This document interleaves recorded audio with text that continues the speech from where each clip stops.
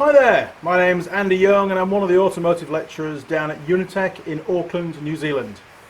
And this is one of my basic skills videos, and in this basic skills video I'm going to show you how to wire up a UK trailer lighting plug. And it's part of a little project. I've been making a couple of adapter leads so that I can tow New Zealand trailers behind English cars and English trailers behind New Zealand cars without having to play around with all the wiring.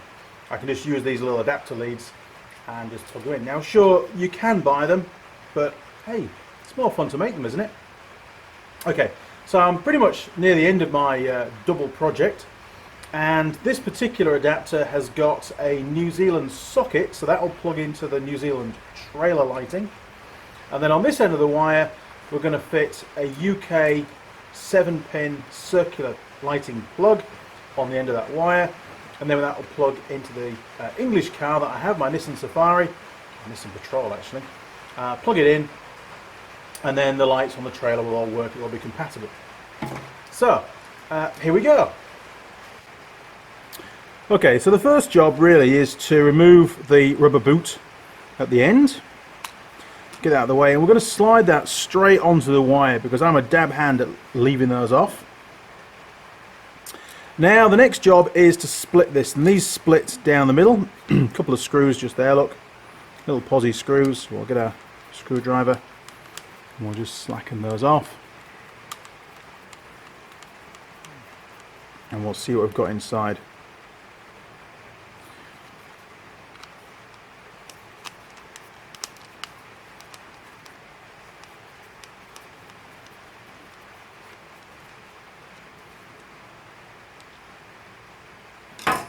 Okay, so inside there, then taking the top off. If we get in there, there we are, look. Okay, and put that down to one side. We've got another cable clamp, so we'll get rid of that. Deal with that later on. Cable clamp, black screws. Okay. Put it over that side.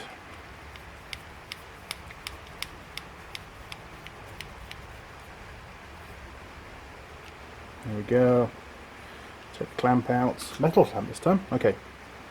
And we can also remove the actual connection block. Now you'll notice around the circle we've got a little notch, and that notch lines up with a little tiny lug just inside, there you go, look, just inside that, that casing there.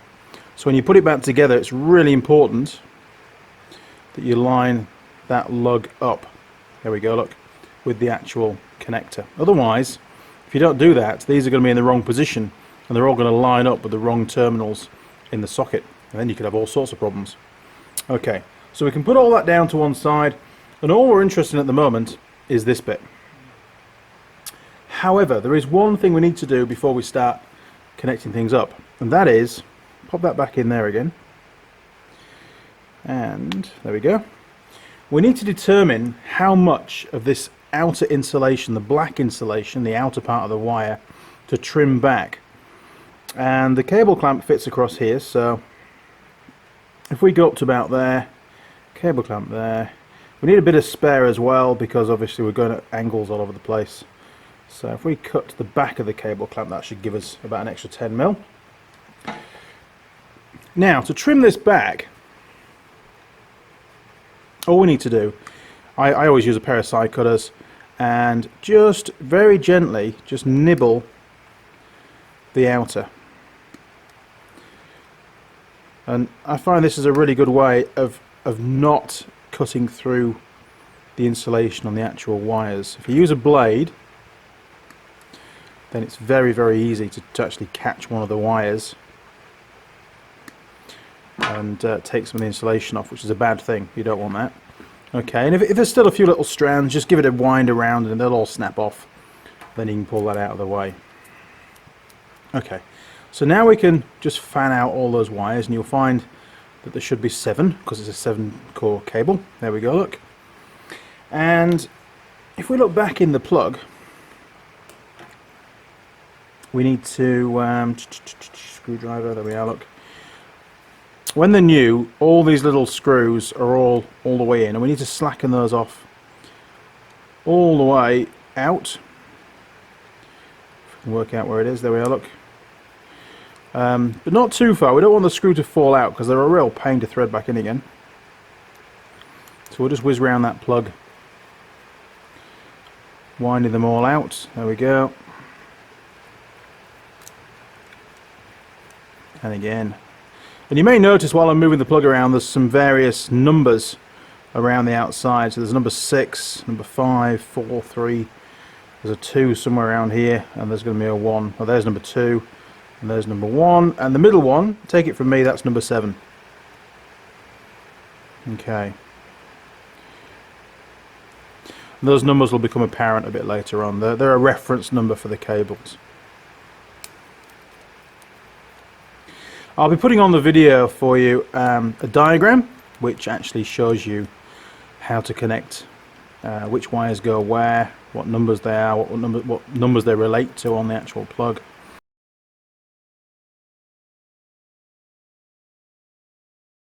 And what those wires actually do, their role in each of the circuits. Okay, now if you get a little flat screwdriver, yes. Put your little flat screwdriver down one of the holes to the end, put your thumbnail on, and that's how much wire can be accommodated in that actual connection. Now we don't need to go all the way down, but it's a good idea to go most of the way. So if we trim our wires by about 5 mil, and it's also, they're quite large connectors, and that means we can actually double this wire over. So if we trim back double that, so we trim back about 10, maybe 11 mil, somewhere around about that mark on all of the wires. Give it a twist round, and then if we double it, so you just put your thumbnail into the wire, kink it back on itself.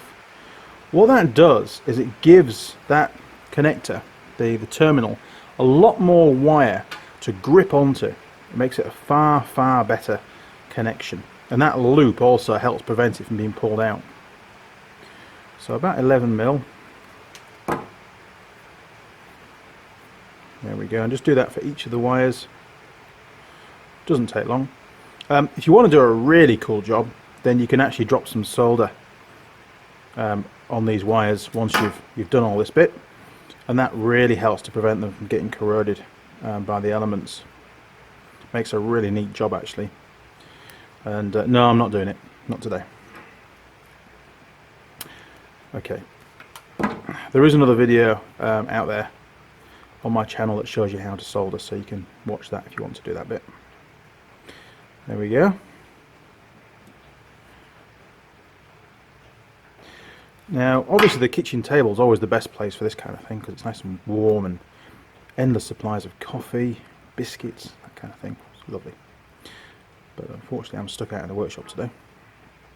Okay, now I'm also going to run through with you what wire does what. Just a brief overview. So we've got the red wire. That's your brake light circuit. It's pretty important. So all the brake lights on the trailer are going to be, this is the positive feed for those. The blue wire, well, that's normally used for fog lights in England. The white wire, that's your earth for all circuits. The brown wire, that one there, that's for your tail lights, and it also does your number plate light as well. Your yellow and your green, they're both for your indicators. I always forget which is which. I think yellow's left.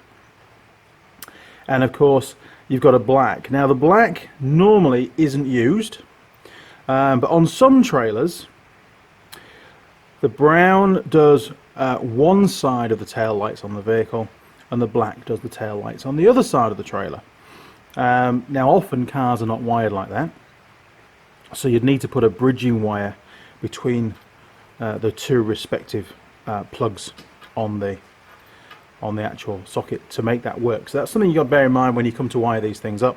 If you find that you've only got tail lights down one side of the vehicle, marker lights, number plate light, that kind of stuff, then you may find you've got to also supply the black wire with a tail light feed. Now sometimes you can get both wires in the same plug, but it's a lot better to keep the black one in the numbered plug that it should be, and we'll come to which one that is shortly, and then run a little bridging wire between the two. It's a much tidier job. Okay, So now we're ready pretty much to start to put these wires into this plug. Okay, so if we look around on here, we've got, I'm not sure if you can see it very clearly on the camera or not, we've got 1, 2, 3, 4, 5, 6 and number 7 in the center. And we'll start off with number 1, and number 1 should be the yellow wire. So we'll stick that in there. Make sure it's all the way up on the insulation, and then just wind up the screw. You want it reasonably tight, but not, you know, crazy tight. It's only a small screw and it's only brass. And now we've got number 2. Now number 2 is black. So we'll just be conscious of your wires. You don't want them to end up being a real messy bird cage. You've got to try and tidy them up as you go. So we'll stick the black in there.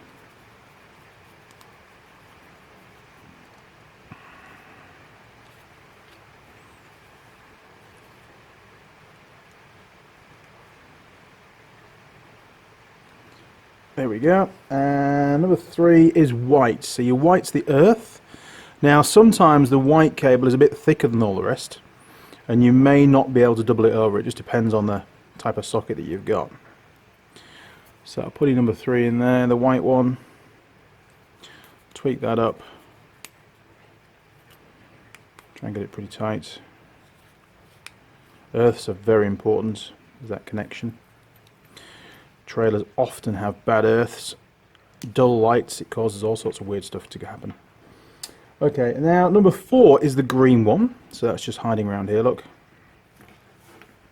So we'll pop the green one in there. There we go. Just get that one tweaked up.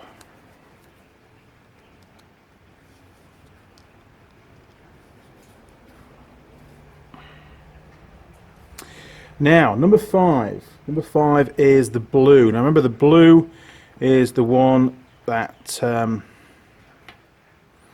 relates to the fog light on the trailer. Now, yeah, okay, most trailers don't have fog lights, but that's the one that it would use. And we don't want to leave a wire lying around. We certainly don't want to trim it down, because it might be useful as a repair wire to replace a damaged one in an emergency. So we'll leave that obviously in the intact, and we'll put it into number 5.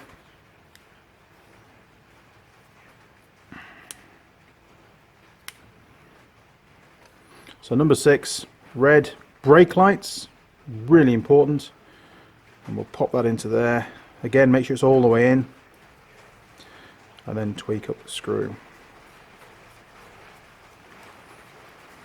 So that's all the outside wires done now. We've just got the center wire to do, and that's the brown. So we'll just tidy that up because it's had a bit of a battering as I've been doing the rest of them. Got a bit of a straggler there. Yeah. Okay, and that goes in the center, which is number 7. Okay, and again, make sure it's all the way in, and then just tweak up that screw. Cool. And you might just want to go around, just double check that they're all good and tight. Okay, so what you can do before you assemble the actual plug itself is you can smear some grease or some Vaseline over all of this bare metal on the inside of the plug, and that's going to really help to cut down on the damage that the moisture causes to these terminals, which it does cause corrosion. Corrosion causes high points of resistance, and unfortunately that makes your lights dull on your trailer. Once you've done that, just align that lug inside the plug there, look, with the little notch on there. Make sure it's in this groove as well, that's important.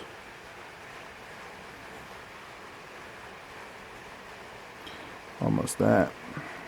There we go. Okay, so that's now in. Now you can see here the black insulation is just a few mil back to where we want it. We need it to be over or beyond where the clamp goes for the cable. So just push the whole thing forwards a little bit. You get all that nice slack inside there, which is really important. We don't want any pulling on those connectors. And then we grab the metal, in this case, the metal strap, the clamp, put the screws in.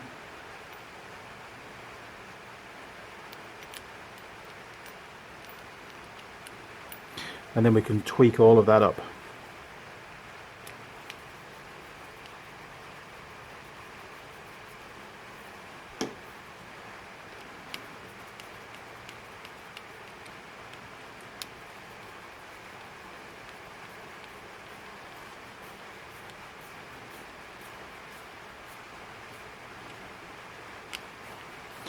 Now it is important to fit that cable clamp. A lot of people pull on the cable when they're pulling the plugs out, and we don't want that pulling force to be transmitted to these connections, which could pull the wires out, and that would be really bad and stop things from working properly. Next step is to put the top cover on. Now again, you've got a groove, a recess in here for this to sit in, so make sure that does go in the right place. That is important. And 2 more screws just to hold the whole thing together.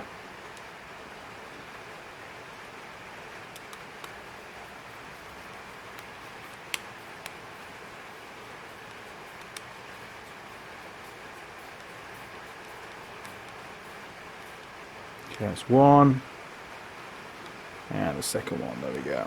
Okay.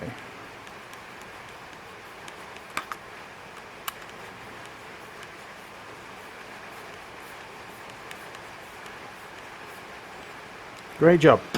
Okay, and lastly, and one or two of you may have forgotten to do it, but there's the little gaiter that sits at the end. That should have been put on the wire before you actually started to wire the whole thing up. Just slide that on, and it's done. Now, just whilst we're on, before we do a sign off on this, you'll notice that these little connections are made in 2 pieces, a little slit down the middle. If you find you've got a loose connection in the plug, it may not be the wire, it could be that this connector here just needs tweaking slightly with your screwdriver. Just give it a little tweak, and that'll pull the prongs apart and make them a tighter fit in the socket.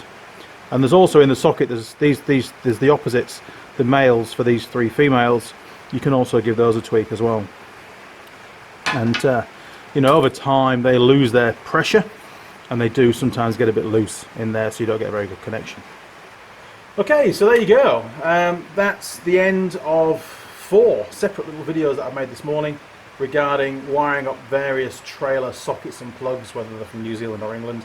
And this one, we've just finished wiring up an English trailer lighting 7-pin plug. Really easy to do once you know which colour wire goes into which of the 7 terminals on the back. And earlier in the video I would have put you a little diagram picture. That picture actually shows all 4, so it's useful if you've got another job. There are other videos now that relate to wiring each of these kind of plugs, but they're all really much pretty simple to work out. If you have any questions or comments, then please leave them down the bottom and I'll get back to you as soon as I can. If you found the video helpful, then why not subscribe to the channel, and then you'll get notifications come through as and when new videos are uploaded. And I'm producing videos for all sorts of stuff, and I've got a great list of videos to get through of various requests that have come in of certain videos to make for people, which is great. I enjoy doing it, and it gives me something to do when I'm not teaching. And of course my students have access to all these videos as well, and it's really useful for them. They pick up all sorts of different ideas and stuff that we don't get a chance to do in class, just like this really. And there you go, that's it. We've reached the end of another video. Thanks for watching. My name's Andy Young. I'm one of the automotive lecturers down at Unitec in Auckland, New Zealand. Cheers for now. Over and out.